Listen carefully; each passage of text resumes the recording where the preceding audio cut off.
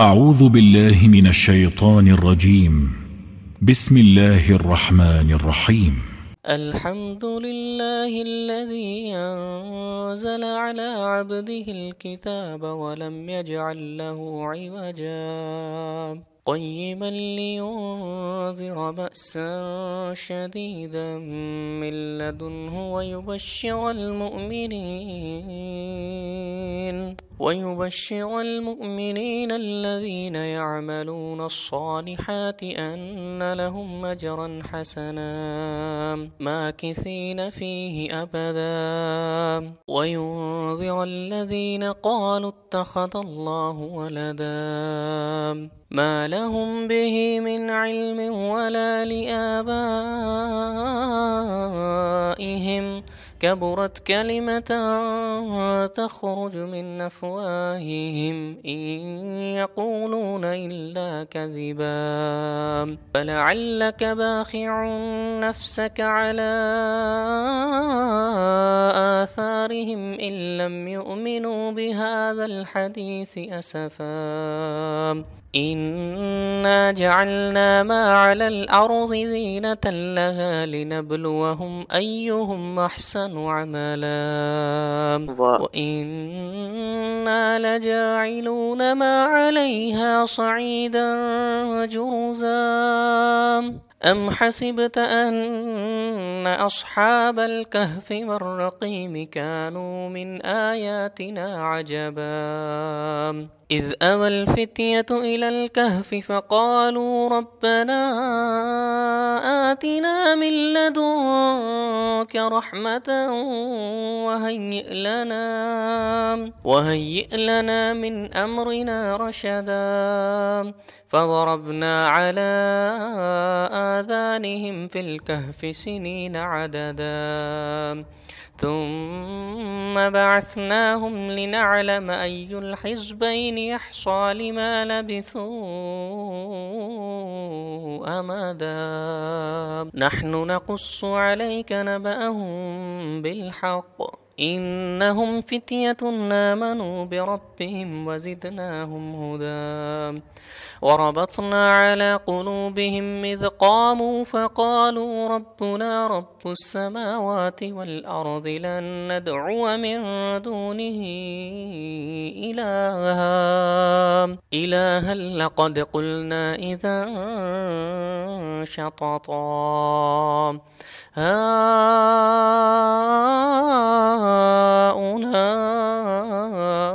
قوم اتخذوا من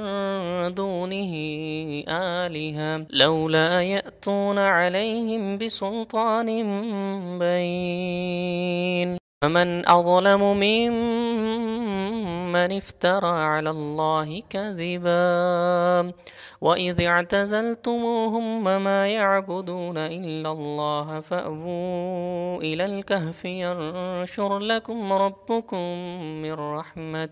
رحمته ويهيئ لكم من أمركم مرفقا وترى الشمس إذا طلعت تزاور عن كهفهم ذات اليمين وإذا غربت تقرضهم ذات الشمال وهم في فجوة منه ذلك من آيات الله من يهد الله فهو المهتد ومن يضلل فلن تجد له وليا مرشدا وتحسبهم أيقاظا وهم رقود ونقلبهم ذات اليمين وذات الشمال وكلبهم باسط ذراعيه بالوصيد لو اطلعت عليهم لوليت منهم فرارا ولملئت منهم رعبا وكذلك بعثناهم ليتساءلوا بينهم قال قائل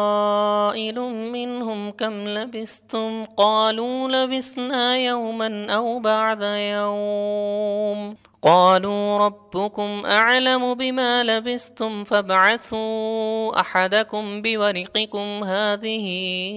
إلى المدينة فلينظر أيها أزكى طعاما فليأتكم برزق منه وليتلطف ولا يشعرن بكم أحدا إنهم إن يظهروا عليكم يرجموكم أو يعيدكم في ملتهم ولن تفلحوا إذا أبدا وكذلك عثرنا عليهم ليعلموا أن وعد الله حق وأن الساعة لا ريب فيها إذ يتنازعون بينهم أمرهم فقالوا ابنوا عليهم بنيانا ربهم أعلم بهم قال الذين غلبوا على أمرهم لنتخذن عليهم مسجدا سيقولون ثلاثة رابعهم كلبهم ويقولون خمسة سادسهم كلبهم رجما بالغيب ويقولون سبعة وثامنهم كلبهم قل رب أعلم بعدتهم ما يعلمهم إلا قليل فلا تمار فيهم إلا مراء ظاهرا ولا تستفت فيهم منهم أحدا ولا تقولن لشيء إني فاعل ذلك غدا إلا أن يشاء الله واذكر ربك إذا نسيت وقل عسى أن يهديني ربي لأقرب من هذا رشدا فلبثوا في كهفهم 300 سنين وازدادوا 9 قل الله أعلم بما لبثوا له غيب السماوات والأرض أبصر به وأسمع ما لهم من دونه من ولي ولا يشرك في حكمه أحدا واتل ما أوحي إليك من كتاب ربك لا مبدل لكلماته ولن تجد من دونه ملتحدا واصبر نفسك مع الذين يدعون ربهم بالغداة والعشي يريدون وجهه ولا تعد عيناك عنهم تريد زينة الحياة الدنيا ولا تطع من أغفلنا قلبه عن ذكرنا واتبع هواه وكان أمره فرطا وقل الحق من ربكم فمن شاء فليؤمن ومن شاء فليكفر إنا أعتدنا للظالمين نارا أحاط بهم سرادقها إن يستغيثوا يغاثوا بماء كالمهل يشفي الوجوه بئس الشراب وساءت مرتفقا إن الذين آمنوا وعملوا الصالحات إنا لا نضيع أجر من أحسن عملا أولئك لهم جنات عدن تجري من تحتهم الأنهار يحلون فيها من أساور من ذهب ويلبسون ثيابا خضرا من سندس واستبرق متكئين فيها على الأرائك نعم الثواب وحسنت مرتفقا واضرب لهم مثل الرجلين جعلنا لأحدهما جنتين من أعناب وحففناهما بنخل وجعلنا بينهما زرعا كلتا الجنتين آتت أكلها ولم تظلم منه شيئا وفجرنا خلالهما نهرا وكان له ثمر فقال لصاحبه وهو يحاوره أنا أكثر منك مالا وأعز نفرا ودخل جنته وهو ظالم لنفسه قال ما أظن أن تبيد هذه أبدا وما أظن الساعة قائمة ولئن رددت إلى ربي لأجدن خيرا منها منقلبا قال له صاحبه وهو يحاوره أكفرت بالذي خلقك من تراب ثم من نطفة ثم سواك رجلا لكن هو الله ربي ولا أشرك بربي أحدا ولولا إذ دخلت جنتك قلت ما شاء الله لا قوة إلا بالله إن ترني أنا أقل منك مالا وولدا فعسى ربي أن يؤتيني خيرا من جنتك ويرسل عليها حسبانا من السماء فتصبح صعيدا زلقا أو يصبح ماؤها غورا فلن تستطيع له طلبا وأحيط بثمره فأصبح يقلب كفيه على ما أنفق فيها وهي خاوية على عروشها ويقول يا ليتني لم أشرك بربي أحدا ولم تكن له فئة ينصرونه من دون الله وما كان منتصرا هنالك الولاية لله الحق هو خير ثوابا وخير عقبا واضرب لهم مثل الحياة الدنيا كماء إن أنزلناه من السماء فاختلط به نبات الأرض فأصبح هشيما تذروه الرياح وكان الله على كل شيء مقتدرا المال والبنون زينة الحياة الدنيا والباقيات الصالحات خير عند ربك ثوابا وخير أملا ويوم نصير الجبال وترى الأرض باردة وحشرناهم فلم نغادر منهم أحدا وعرضوا على ربك صفا لقد جئتمونا كما خلقناكم أول مرة بل زعمتم أن لن نجعل لكم موعدا ووضع الكتاب فترى المجرمين مشفقين مما فيه ويقولون يا ويلتنا ما لهذا الكتاب لا يغادر صغيرة ولا كبيرة إلا أحصاها ووجدوا ما عملوا حاضرا ولا يظلم ربك أحدا وإذ قلنا للملائكة اسجدوا لآدم فسجدوا إلا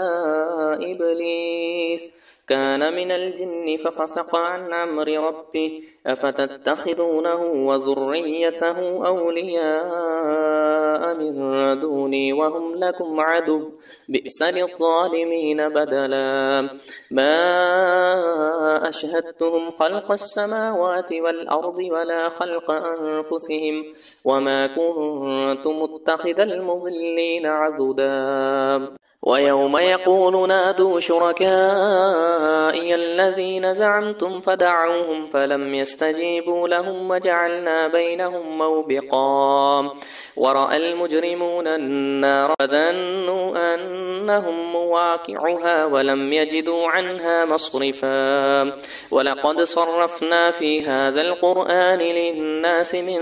كل مثل وكان الإنسان أكثر شيء جدلا وما منع الناس أن يؤمنوا إذ جاءهم الهدى ويستغفروا ربهم إلا أن تأتيهم سنة الأولين أو يأتيهم العذاب قبلا وما نرسل المرسلين إلا مبشرين ومنذرين ويجادل الذين كفروا بالباطل ليدحضوا به الحق واتخذوا آياتي وما أنذروا هزوا ومن أظلم ممن ذكر بآيات ربه فأعرض عنها ونسي ما قدمت يداه إنا جعلنا على قلوبهم أكنة أن يفقهوه وفي آذانهم وقرا وإن تدعهم إلى الهدى فلن يهتدوا إذا أبدا وربك الغفور ذو الرحمة لو يؤاخذهم بما كسبوا لعجل لهم العذاب بل لهم موعد لن يجدوا من دونه موئلا وتلك القرى أهلكناهم لما ظلموا وجعلنا لمهلكهم موعدا وإذ قال موسى لفتاه لا أبرح حتى أبلغ مجمع البحرين أو أمضي حقبا فلما بلغ مجمع بينهما نسي حوتهما فاتخذ سبيله في البحر سربا فلما جاوزا قال لفتاه آتنا غداءنا لقد لقينا من سفرنا هذا نصبا قال أرأيت إذ أوينا إلى الصخرة فإني نسيت الحوت وما أنسانيه إلا الشيطان أن أذكره واتخذ سبيله في البحر عجبا قال ذلك ما كنا نبغي فارتد على آثارهما قصصا فوجدا عبدا من عبادنا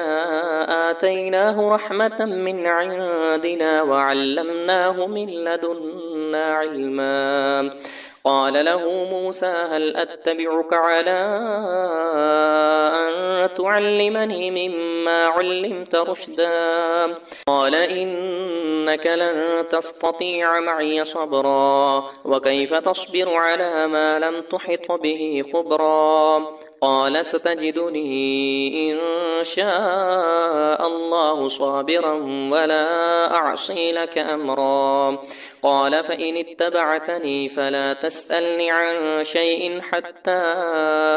أحدث لك منه ذكرا فانطلقا حتى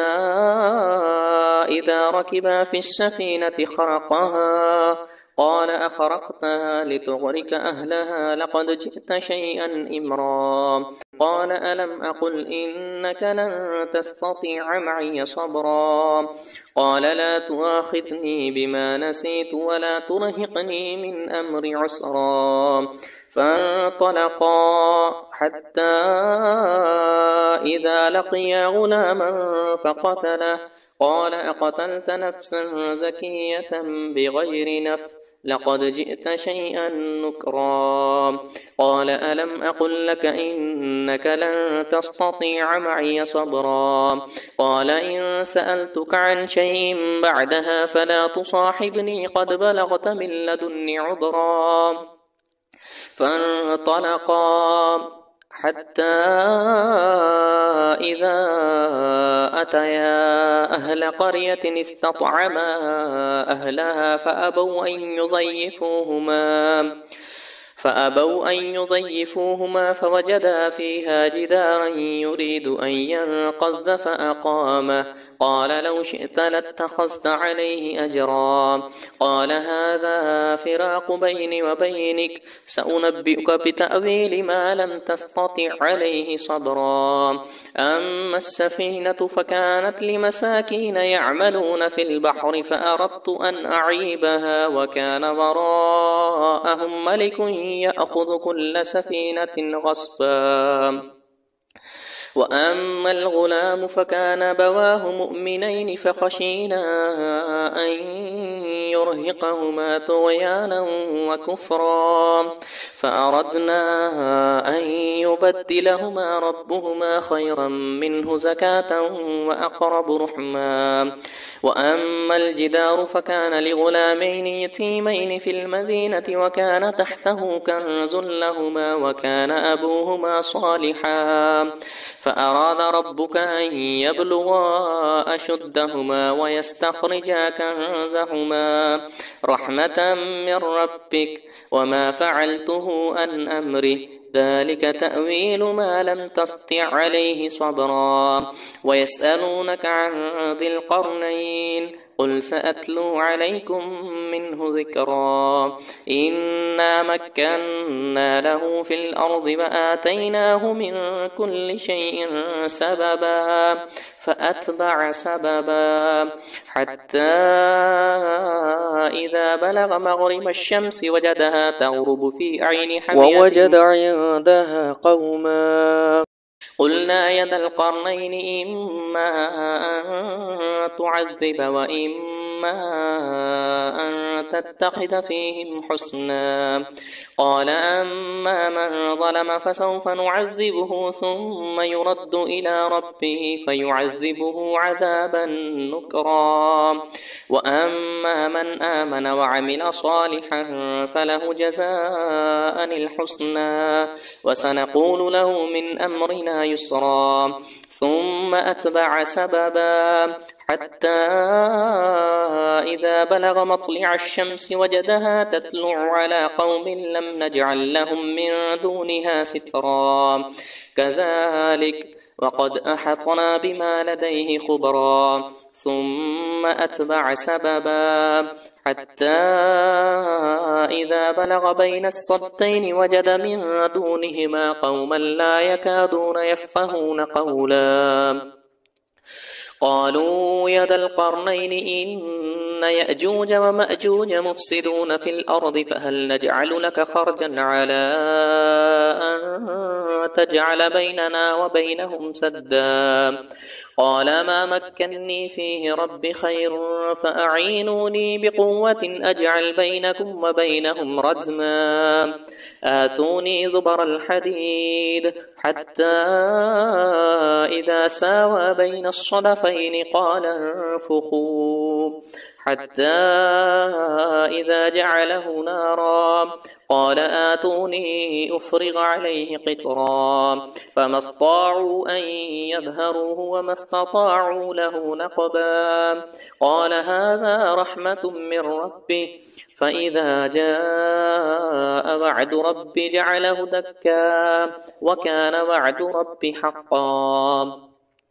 وتركنا بعدهم يومئذ يموج في بعض ونفخ في الشور فجمعناهم جمعا وعرضنا جهنم يومئذ للكافرين عرضا الذين كانت أعينهم في غطاء